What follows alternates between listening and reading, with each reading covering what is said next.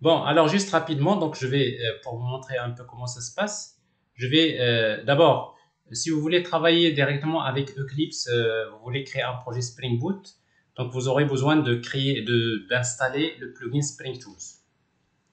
Alors en fait, Spring Tools, donc en principe pour l'installer, si vous avez une connexion, ça se passe directement ici dans Help, vous avez Eclipse Marketplace. Et dans Eclipse Marketplace, donc vous pouvez donc chercher Spring Tools et vous l'installez. Mais ce n'est pas la seule solution pour créer des projets Spring Boot. Il existe d'autres solutions. Ici donc Spring Tools. Cherchez.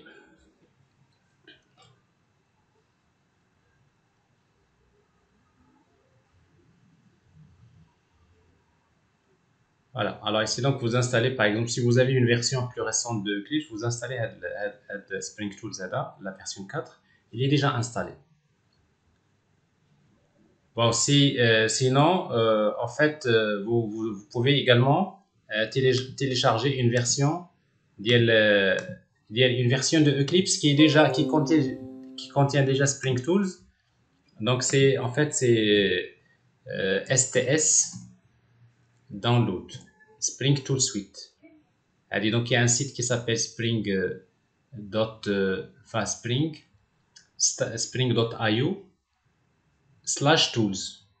Donc هنا كاين واحد لا فيرسيون ديال هي هذه. Vous pouvez télécharger la version Windows ou la Mac Linux ou la Mac OS.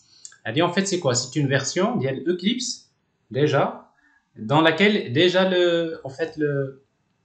vous voyez, donc vous pouvez la télécharger ici, dans laquelle vous avez déjà le Spring Tools est déjà installé. Ça c'est également c'est possible. Alors sinon, il y a également d'autres possibilités, ceux qui travaillent avec IntelliJ ou là ceux qui travaillent avec par exemple Visual Studio Code, là tout dépend. Ok, les possibilités ne manquent pas. Donc en tout cas, si vous avez installé Spring Tools, donc je vais créer un projet Spring Starter Project, comme ça. Je spécifie directement, voilà, le projet. Donc je vais l'appeler par exemple, je vais par exemple l'appeler scolarité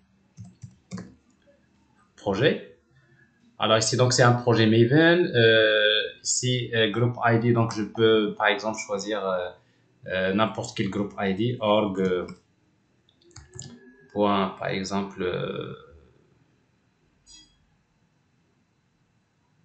point par exemple SID par exemple, n'importe quoi.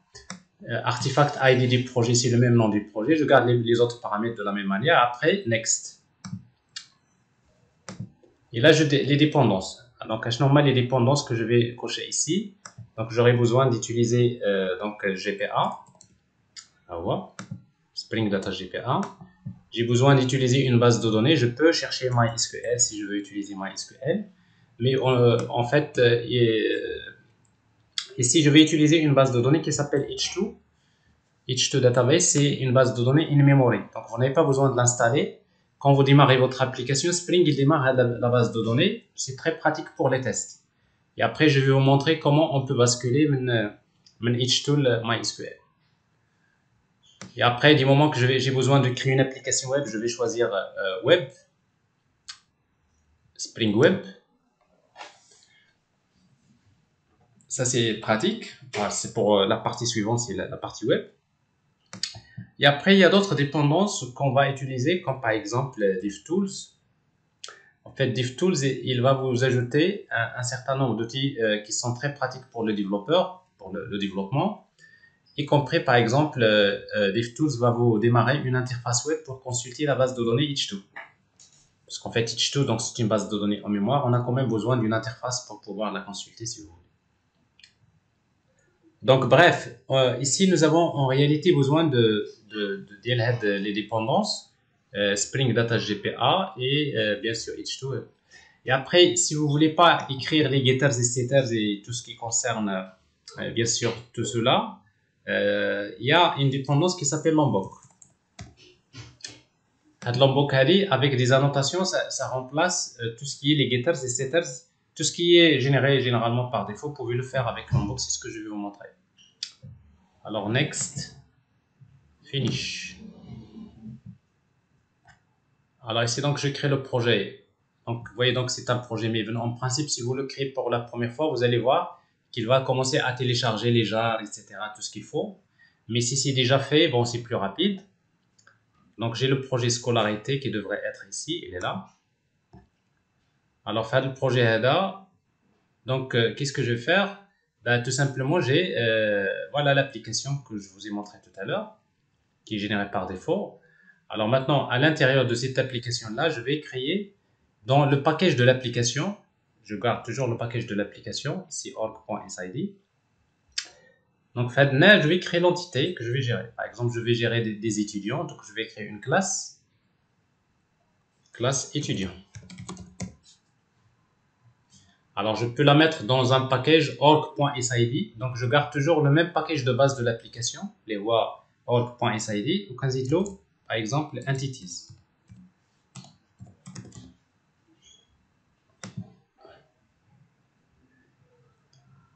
Et après, je vais déclarer mes attributs. Par exemple, un étudiant est défini par son ID, par son nom, par exemple son adresse mail, par exemple par sa date de naissance, de type date, java.utile.date et non pas SQL, date naissance, et un autre attribut pour changer les types, par exemple le score.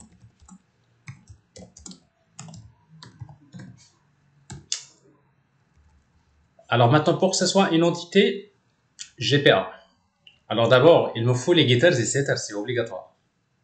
Normalement, ce que vous faites d'habitude, c'est que vous allez utiliser source, generate getters and setters, select all, allez getters et setters. Après, il faut générer un constructeur sans argument. Ensuite, il faut générer un constructeur avec argument. Avoir tous les arguments, par exemple. Et après, vous pouvez générer une méthode toString. Pour tout ça, c'est des choses que généralement que vous n'écrivez pas, mais c'est des codes que vous générez. Le code. Je crois que vous l'avez déjà fait plusieurs fois. Alors maintenant, avec Lombok, vous n'avez pas besoin de faire ça. Donc, un hidashi kamel que j'ai généré. Et je peux utiliser la notation smita data. Alors, quand j'utilise la notation ici data,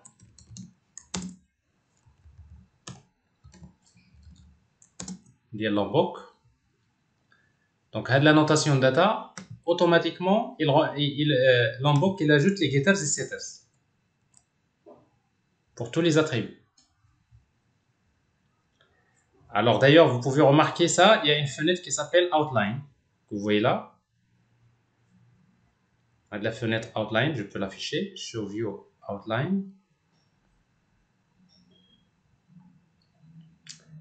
Si vous enlevez Head Data, regardez.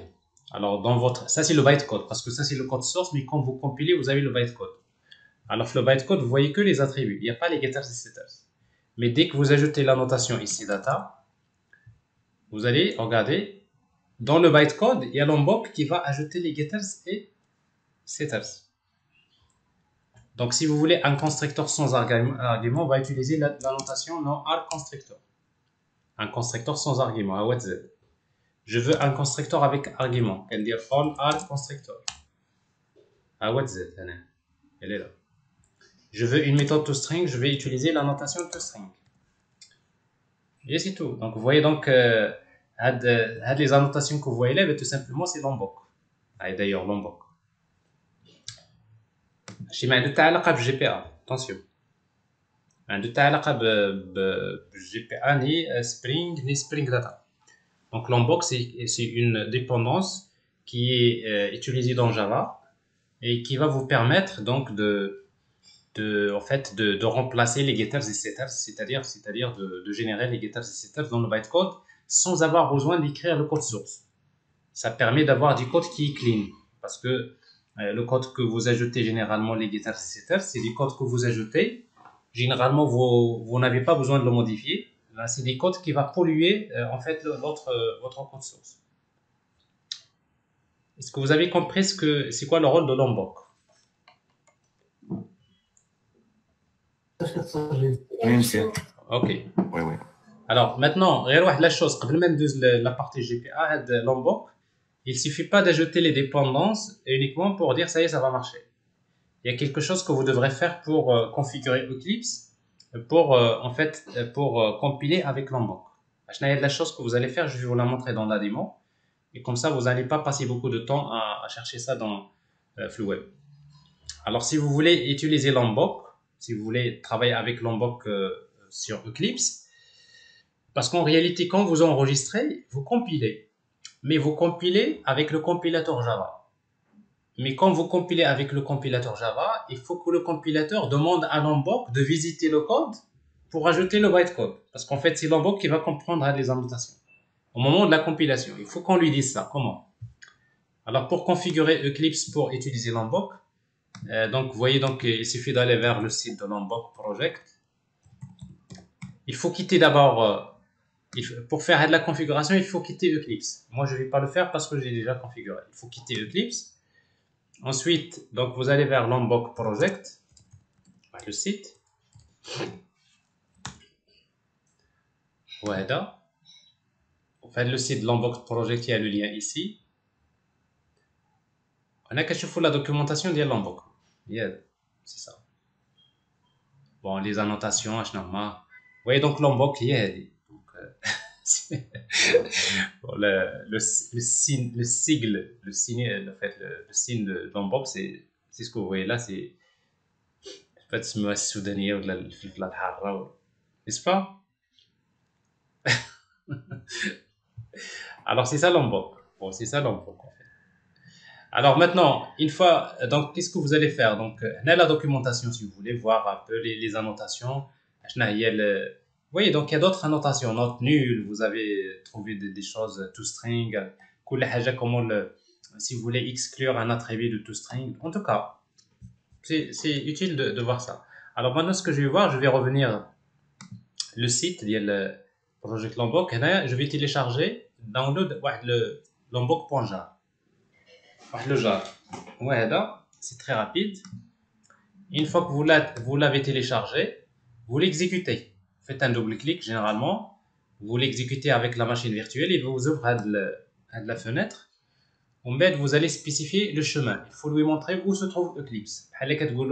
Voilà où se trouve Eclipse. Donc, on dit Specify Location. Comme chez l'endroit où se trouve ma version de Eclipse. Par exemple, ici, c'est Tools, Eclipse. Aïe. C'est tout. فين كاين هذا eclipse.exe كندير select donc هناك et après je clique sur install هنا كيدير en une fraction de seconde كيدير واحد la mise à jour واحد la configuration في Eclipse et vous quittez une fois que vous faites install update vous quittez et après vous relancez Eclipse. Moi je vais pas le relancer parce que c'est déjà lancé. Donc l'opération, une fois que vous faites ça, c'est à ce moment-là que Hadak Lombok va fonctionner. Mais en réalité, quand vous avez fait la configuration, qu'est-ce que vous venez de faire? Avec l'outil Lombok, donc il va chercher le dossier d'Eclipse. Et voilà. Qui est l'Eclipse que vous lui avez montré.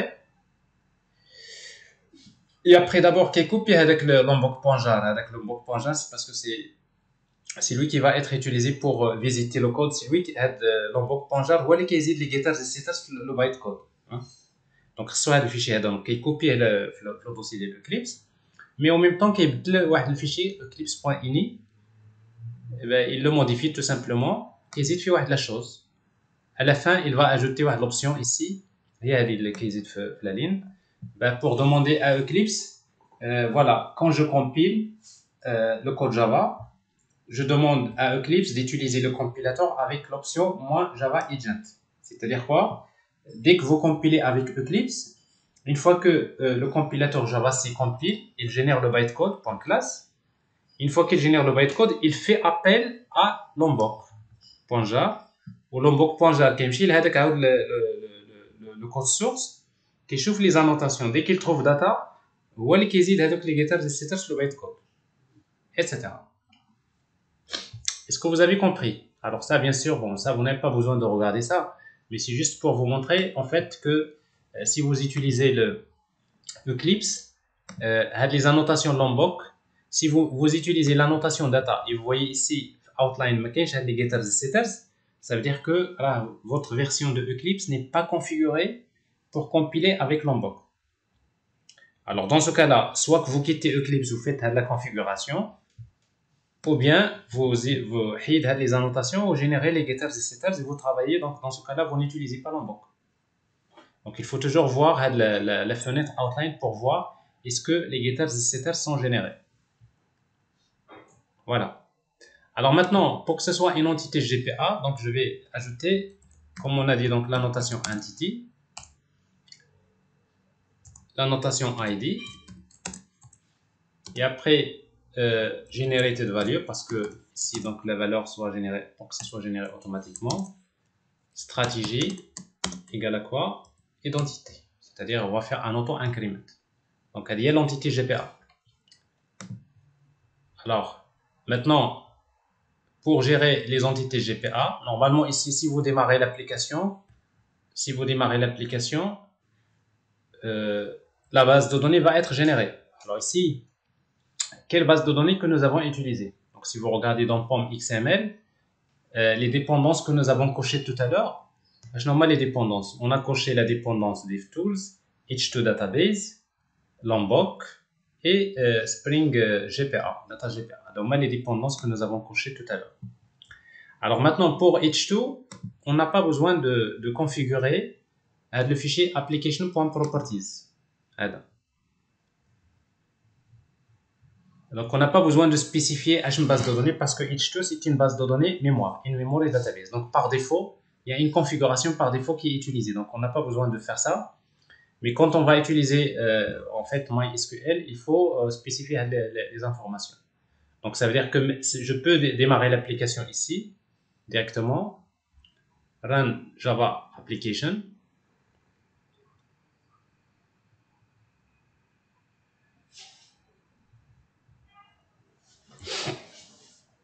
Donc si je démarre l'application, vous allez voir, en fait ici normalement il n'y a pas de... Donc il démarre Spring qui va démarrer. Et après, vous allez voir qu'il y a une base de données H2. Ici, c'est parce que j'utilise DevTools, il vous dit que H2 il est disponible, la base de données H2, il est disponible sur le path /H2 console, et que la base de données normalement qu'il a créée, c'est une base de données qui a donc l'URL là. C'est gdbc.h2 même, c'est-à-dire memory, ou le nom aléatoire. Donc on هز le chemin là, celui-là.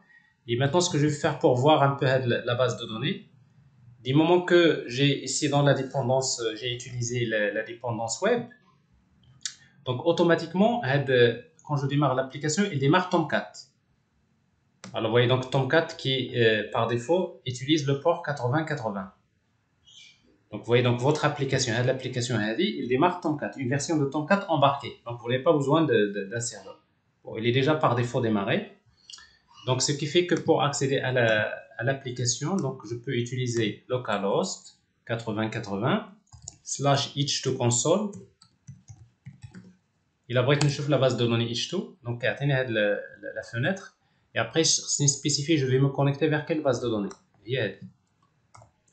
C'est GDBC, H2, même, ou c'est celle que j'ai copiée tout à l'heure. Connect. Quand tu connectes, la base de données, la table étudiant a été créée. Vous voyez donc il y a le ID, la date de naissance, j'ai email, j'ai name, j'ai le score. Alors pour le moment, il n'y a pas de données ici. Je n'ai pas encore inséré les données, il n'y a rien dans la base de données. Allez, donc ça c'est une base de données H2, hein. Donc c'est une base de données en mémoire. Ok. Alors maintenant, pour si vous voulez fixer le nom de la base de données, alors vous pouvez aller vers le fichier application properties et vous mettez Spring data source URL égale à quoi? Vous mettez ça. Et après, vous changez. Vous dites ça, ماشي هذه. Donc, par exemple, SCO test DB. Alors, dans ce cas-là, si je redémarre, je fais ici restart.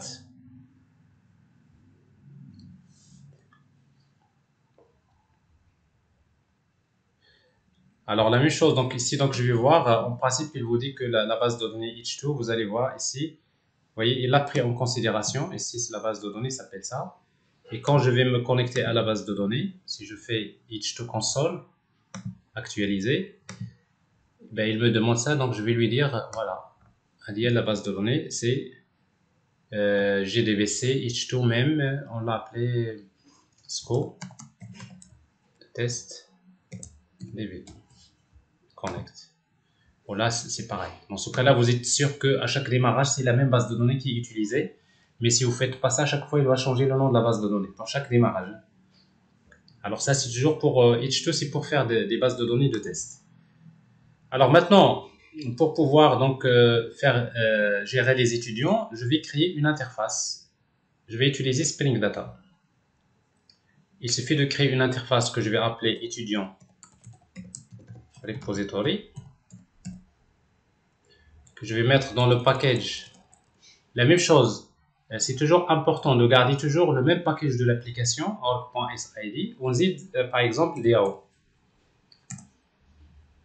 Alors maintenant, pour créer une interface Spring Data, il suffit d'hériter d'une interface qui s'appelle GPA Repository. C'est une interface générique, donc on va lui dire, on va gérer quoi? Donc ça c'est étudiant, c'est l'entité qu'on va gérer. Et le ID de étudiant, il est de type langue, c'est tout. Alors je fais ça.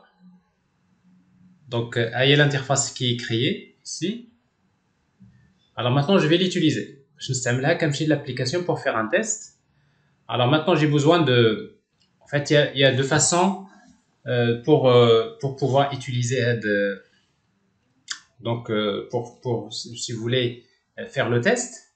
La première, il y a la plus classique, celle que nous avons fait dans la première partie. Ici, quand vous mettez Spring Application Run, vous pouvez déclarer ici un objet type Application Context de Spring. Ici, c'est Context. Donc, voilà, dès que je démarre l'application, il y a Spring qui va démarrer. Donc, Spring, qu'est-ce qu'il fait? Il va démarrer, donc le conteneur, il va créer des beans, il va créer tout ce qu'il fait, tout ce qu'il trouve dans la config. Et après, je vais lui demander, j'ai l'interface étudiant repository. Je vais lui demander donc l'objet contexte. Donne-moi un bin, get bin, atteindre un bin qui implémente l'interface étudiant repository. Point classe. Chez les FNAF, si vous vous rappelez le dernier cours. Donc, bon, cherche-moi dans les objets que tu as déjà créés, cherche-moi un objet qui implémente cette interface. Moi, j'ai créé l'interface, je n'ai pas créé de classe. Donc, automatiquement, lui, il va me fournir une implémentation générique qu'il a déjà créée et qui est fournie par Spring Data. On a qu'à dire, voilà, étudiant repository, .save. Je vais enregistrer un étudiant. l'ID dialo nul, je ne le connais pas parce qu'il est auto-increment. Le nom, par exemple, Mohamed. La date de naissance, par exemple, c'est new date, la date système pour faire plus vite. Et je ne sais pas, le score 45. Il reste l'adresse mail aussi, email. Donc, Mohamed. Donc, je vais ajouter la base de données donc un étudiant. Et je fais la même chose ici, je vais ajouter un deuxième. Hassan.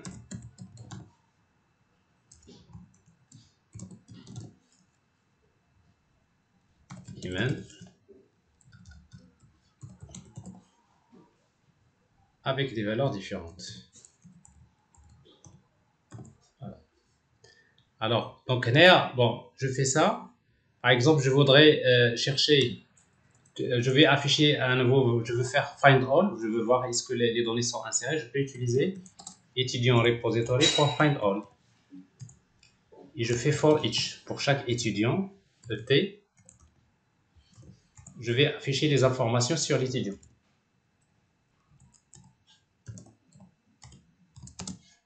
Par exemple, je vais afficher étudiant.toString, la getName, toString. Alors, je réexécute. Alors, je vois ici, donc là, il démarre. Vous voyez, donc ici, ça a l'air d'être bon. Il m'affiche déjà la liste des étudiants. Et si je regarde la base de données, ici, actualiser, je me reconnecte à nouveau. La table étudiant, run. Vous voyez ici, donc, il y a les données qui sont dans la base, qui sont insérées, il n'y a pas de problème. Alors, maintenant, il faut juste quelques détails. Et si vous remarquez l'étudiant, la date de naissance, il est déclaré de type timestamp. Alors, en réalité, la date de naissance, c'est pas timestamp, je n'ai pas besoin de garder l'heure, les minutes, etc. C'est que uniquement le type date. Alors, comment on va indiquer ça? Ça se passe au niveau de voilà, de l'entité étudiant. Donc, pour les dates de naissance, il y a la notation GPA qui s'appelle temporaire. La temporaire, donc, pour laquelle on spécifie comme quoi je vais utiliser soit date, ou bien time, ou bien timestamp. Je vais mettre date. Alors, du moment que vous utilisez DevTools, en fait, DevTools, si vous voulez vous travailler avec, à chaque fois que vous changez, il redémarre automatiquement. Donc, vous n'avez pas besoin de le faire. À chaque fois que vous faites une modification enregistrée, il redémarre. Pour ça, toujours, ça peut être utile. Alors, donc, si je regarde un peu la structure de la base de données, ben, je vois ici, donc, étudiant, je vois date de naissance ici. Cette fois-ci, vous voyez date, et non plus timestamp. Et après, la même chose, si vous regardez email, vous voyez, donc, varchar combien? 255. C'est beaucoup. Alors, après, vous dites, je ne veux pas avoir 255, je voudrais, par exemple, email maximum 50, par exemple. Alors, dans ce cas-là, je reviens ici, pour email, je vais utiliser la notation colonne. Alors, colonne, je veux pas changer le nom de la colonne, mais par contre, dans colonne, vous avez length. Et là, je peux mettre 50 ici. C'est-à-dire la longueur de email, c'est varchar 50 si vous voulez. Bon, actualiser. Et là, je vois ici, donc sur email, je vois varchar 50. Alors, tout ça, c'est GPA. Donc, les annotations GPA, donc vous les connaissez déjà. Alors, maintenant, si je reviens à l'application, au lieu de travailler comme ça, si vous voulez, c'est-à-dire pour faire les tests, il y a une autre solution qui est beaucoup plus simple. C'est implémenter l'interface qui s'appelle Command Line Runner. Alors, si vous implémentez cette interface, il va vous obliger de redéfinir une méthode qui s'appelle run. Alors, qu'est-ce que je vais faire ici? Je vais prendre le code que j'ai ici, CTRL X, et je le mets ici.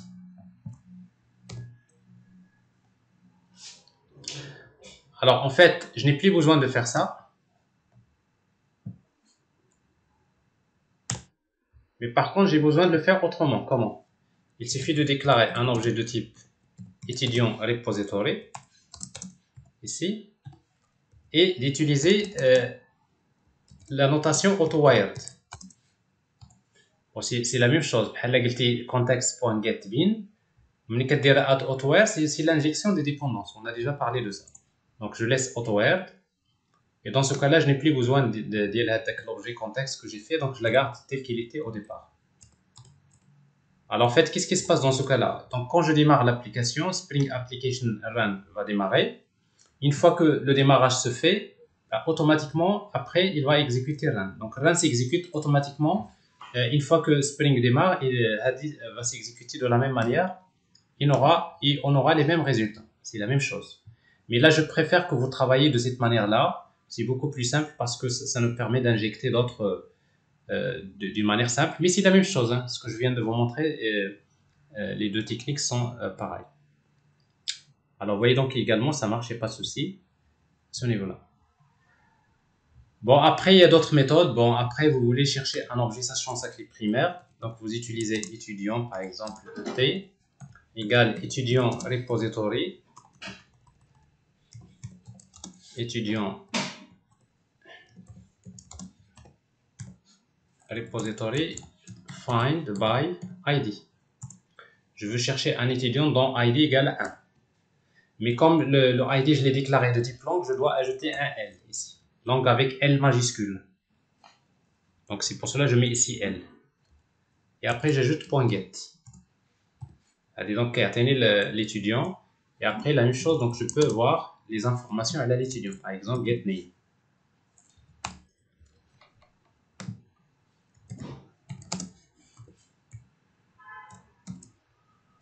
Voilà, etc. Vous voyez ici, donc voilà. Alors ici, donc ça c'est Mohamed. Alors après, vous pouvez par exemple, vous voulez maintenant ajouter, vous voulez une méthode qui affiche les étudiants dont le score dépasse par exemple 50. Alors dans ce cas-là, quand on regarde l'interface, vous avez une méthode qui permet de retourner une liste des étudiants. Et la méthode, je vais l'appeler find by. Alors je fais find by, allez, ça pack. بعد كنمشي لا كلاس étudiant. اش كنلقى في لا كلاس étudiant كنلقى شنو هما لي زاتريبي اما ندير find by name ولا by email by date de naissance ou bien by score. Alors c'est donc je vais par exemple dire by score, mais il faut faire attention à score S minuscule dans l'attribut, mais ici ça doit être majuscule. Ici la valeur de le score. Alors dans ce cas là, donc c'est en fait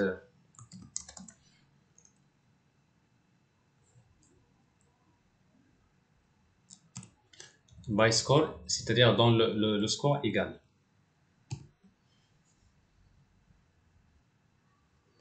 Ainsi de suite. Alors si je regarde un petit peu ici dans l'application, alors ici donc le score par exemple ici 45. Alors je peux par exemple chercher maintenant, je fais des étoiles et je fais par exemple étudiant repository .find by score, par exemple 45. Alors find by score, il retourne une liste.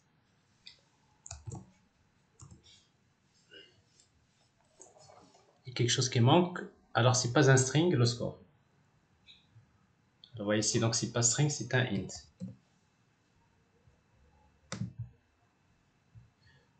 Donc find by score et je fais for each pour chaque étudiant.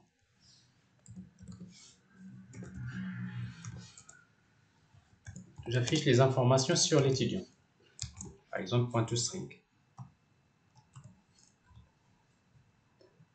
Et je réexécute.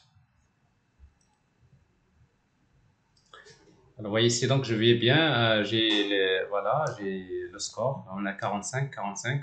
Ça c'est bon, pas de souci. Sinon, je fais .getName.